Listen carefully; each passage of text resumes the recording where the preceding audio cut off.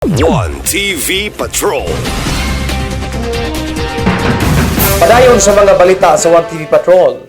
Konseho tutukan ang implementasyon sa duha ka ordinansa nga pro-consumer public. Positibo ang kalaban sa mayoryang miyembro sa konseho sa dakbayan sa Usamis, labi na ni Majority Floor Leader Attorney Mars Tapayan nga makahatag og dugang seguridad sa consumer public ang duha ka ordinansa nga padulong ng hisgutan sa plenaryo. Una, ang sugyot balaod nun nga mohimo og regular calibration ang City Treasurer's Office alang sa mga gasoline station sa ilang mga pumping machine kung nagbuga ba kini og saktong per liter o per litro sa premium unleaded diesel o kerosene o ang saktong timbang sa mga LPG o liquefied petroleum gas tank.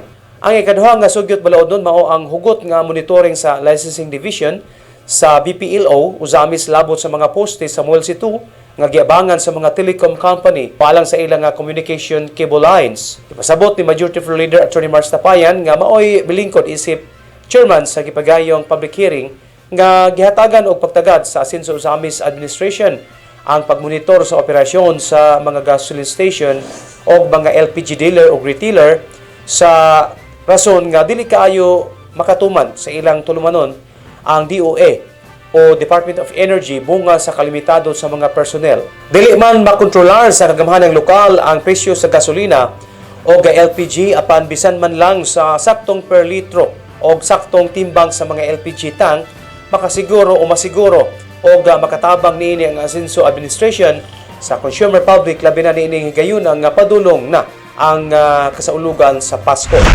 Libot lang mas naudan sa periodic inspection, quarterly na inspection. So, unannounced, pwede po sila mag-request. Kaya kung naa sila bago mga ekipo, di na nila mahimong mga gamiton kung wala pa kalibit umasilyohan sa itong LGO. So, mag-request sila og calibration. Pero ang LGO, maghimong schedule every quarter para makalibit at ng mga esemento sa mesa ng baligi o gasolina o LPG o liquefied petroleum gas kada quarter, regular. Pero hindi ba ka mataas ang presyo na ilay papagal sa customer sa base sa ilang charge? It's a matter of practice sa mga result. Usually, ilang ipakang ang presyo sa ilang overhead expense. Pero, kini dili magay dako nga expense. Ang gila ka 600 o 300. So, kumpara nimo sa benepisyo nga makuha sa katawan, publiko, sa protection, gamay ra kay ni nga mong kantidad. Pero among gihaya mga sir, dili ta mapasa sa mga konsumante ang maong size nga na impusar ini mo ordinansa.